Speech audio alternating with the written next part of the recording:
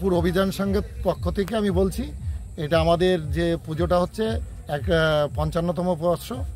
তা এই পুজোতে আমরা সকলকে আমন্ত্রণ জানাচ্ছি, সবাই আসবে এবং আমাদের ঠাকুর দর্শন করবে। আর আমাদের আসার যে জায়গাটা সেটা রানাঘাট স্টেশন থেকে পূব দিকে এসে যে ওভারব্রিজটা আছে, পূব দিকে এসে অটো বা ম্যাজিক পাবে, ওখান থেকে 30 থেকে 35 মিনিট লাগবে। আর ভাড়াটা ন্যূনতম আছে 30 টাকা। আর যদি বনগাঁ থেকে আসে তাহলে? বনগাঁ থেকে আসলে গাগনাপুরে নামবে, গাগনাপুর থেকে এডুলি বাজার হয়ে চলে আসতে পারবে, বা বনগাঁ থেকে আবার রানাঘাট হয়েও চলে আসতে পারবে, অসুবিধা কিছু মানে শর্টকাটটা তো গাগনাপুরই হবে। আবার নাটাবেড়ি হয়ে যারা বাইকে আসবে বা 4 চাকায় প্রাইভেট কারে আসবে, তারা নাটাবেড়ি হয়ে শর্ট রাস্তা ধরে চলে আসবে, একদম নাটাবেড়ি আইসমাইলি হয়ে চকের মোড় থেকে কামালপুর, একদম শর্ট। হ্যাঁ একদম শর্টে আসবে। এটা দাদা শর্টেই বলে দিল। ঠিক আছে, ধন্যবাদ। স্ট্রাকচার, সে স্ট্রাকচার বানাচ্ছে তো। এইটা মেন জিনিসটা দেখাই না, লোকগুলো দেখাও।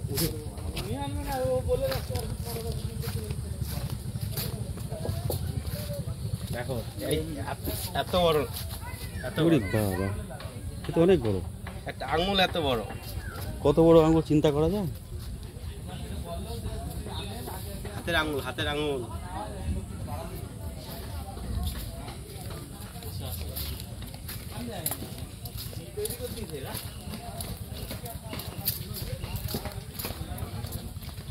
সেই কারুকার্য তো এখানে, সেই কারুকার্য তো এখানে প্রথমবার নাকি?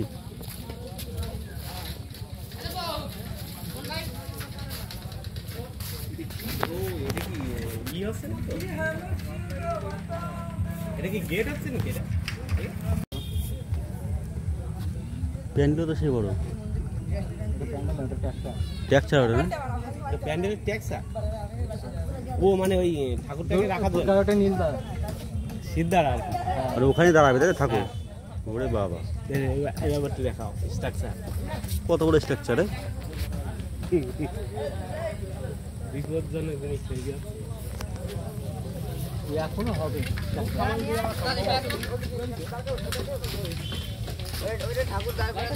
জায়গাটা লাগলে লোক এদিকে দাঁড়াতে পারবে না, লোক ধরাতে পারবে না, লোক এখানে লোক ধরাতে পারবে না।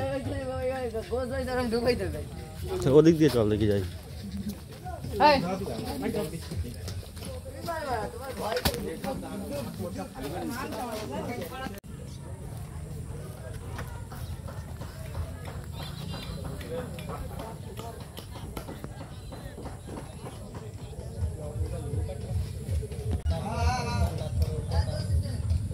এটা কি এটা কি এটা কি এটা কি বলতো রাজা? রাজা এটা কি বলতো? এটা হচ্ছে পা, পায়ের অংশ, পায়ের আঙ্গুল। দেখ কত বড় আঙ্গুল পায়ে। একটু একটু দাঁড়াই, দাঁড়া। দেখো দেখো, এইটা হচ্ছে পা। ওরে সর্বনাশ,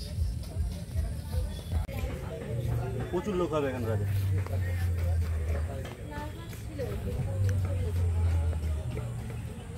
ওই ঠাকুরের মূর্তি দেখা, ঠাকুরের পারবি ওখান থেকে তুলতে ঠাকুরের? আরে দাঁড়াও,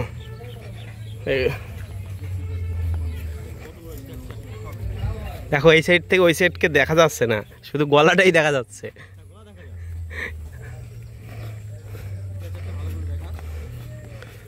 ওরে দেখাতে গেলে ড্রোন লাগবে, এসব ড্রোন শট ছাড়া হবে না। ড্রোন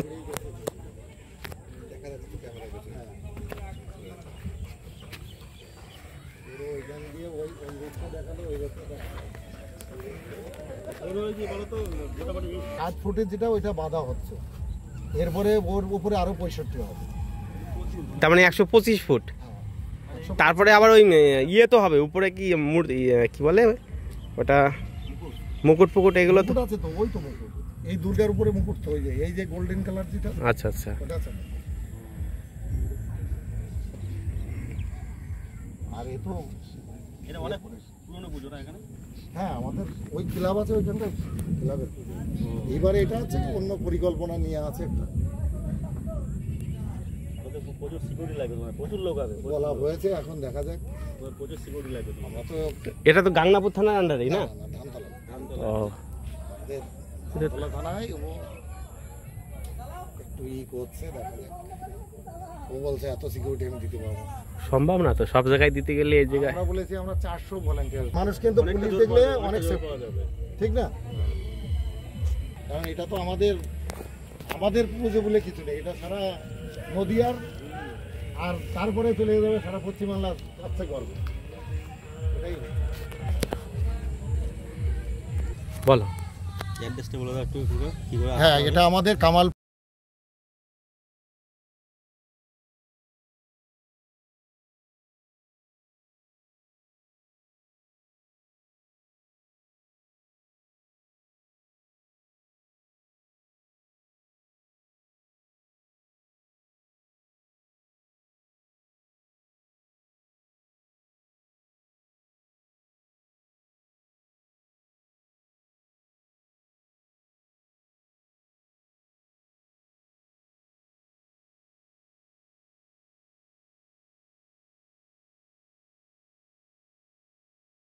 মা দুর্গার মুকুট, এটা মা দুর্গার মুকুট। দেখো মুকুটের 5 ফুট।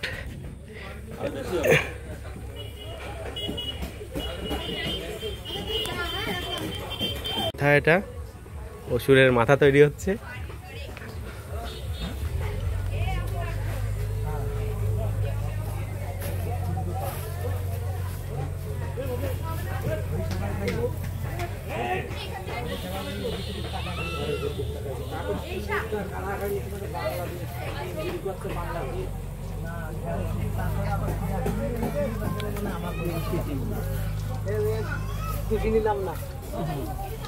বাংলায় ফিরে এসো, বাংলায় ফিরে এসো।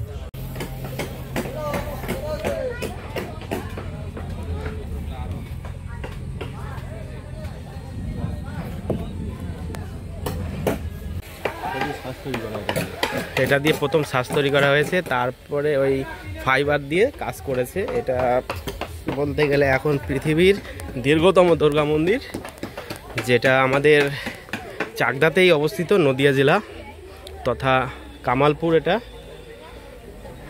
এটা এই মূর্তিটাকে দাঁড় করানোর জন্য স্ট্রাকচার তৈরি করা হচ্ছে। এটা কিন্তু কোনো প্যান্ডেল না, ঠিক আছে, জাস্ট স্ট্রাকচার। এটা সবে 60 ফুট উচ্চতা হয়েছে, এখনও 65 ফুট উচ্চতা হবে, এটা এখনও বাকি।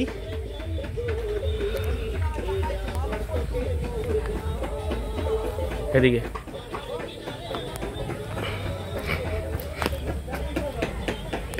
হ্যালো বন্ধুরা, আমরা বাড়ির পাশে থেকেও যে এত লেট করে ফেলেছি, একটা বিশ্বের সব থেকে উচ্চতম দুর্গা মন্দির তৈরি হওয়ার পরেও আমরা এতদিন পরে আসতে পারলাম, এত লেট আপডেট দিলাম, তার জন্য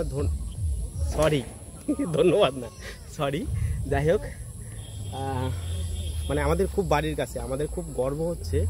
আমাদের বাড়ি গাংনাপুর, ওখান থেকে তোমার 6-7 কিলোমিটার হবে।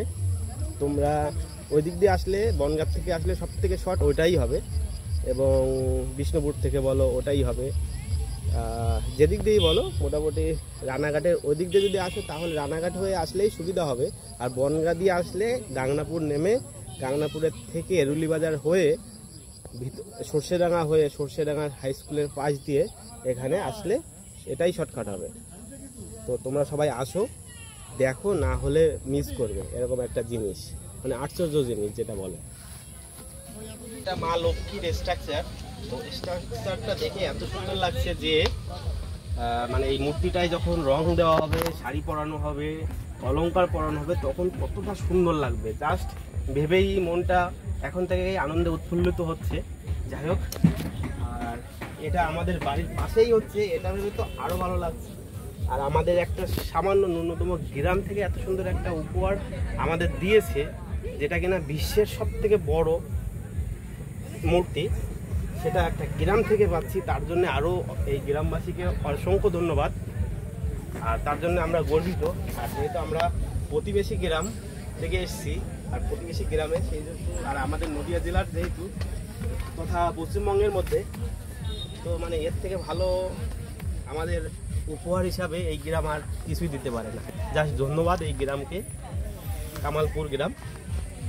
চলো, এই যে আমাদের বুক, এইটুকু বুক, এই বুকটা অসুরের, এই বুকটা যদি এরকম হয় তাহলে ভাবা যায় এইগুলো দেখ পশুরের আঙুলগুলো যদি এরকম মোটা মোটা হয়, ওরে বাবা, দেখো দেখো নখ, চিন্তা করা যায়। দুই হাত চলে যাবে, দুই হাত এরকম যদি নখ হয়, তাহলে বডিটা তো দেখানোই সম্ভব হচ্ছে না।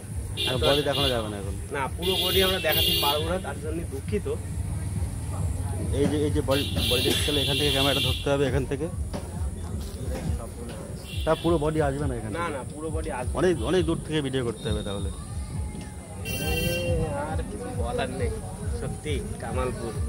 তো বন্ধুরা সবাই তোমরা এসো এখানটায় কামালপুরে। এবার বাড়িতে ফেরার কি ডেস্টিনেশন সেটাও দেখাবো, চলো।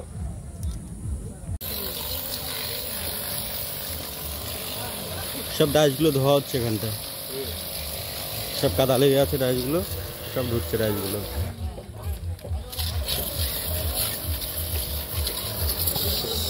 দাদু, তোমার এই মূর্তি দেখার পরে তোমার কিরকম লাগতেছে?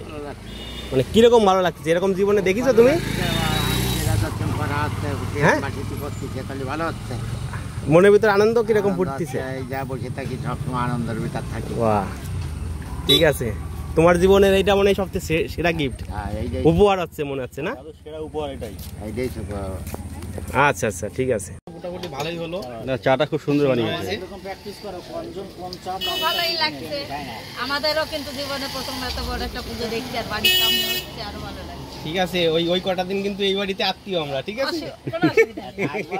আমাদেরও অসুবিধা নেই। যাই হোক, সত্যি এখানে খুব ভালো লাগলো। এখানে বাড়ি থাকতে পারবে কিনা তার নয়, ঠিক আমরা সামলাবো বাড়ি, ঠিক আছে? অসুবিধা নাই। অসুবিধা নেই।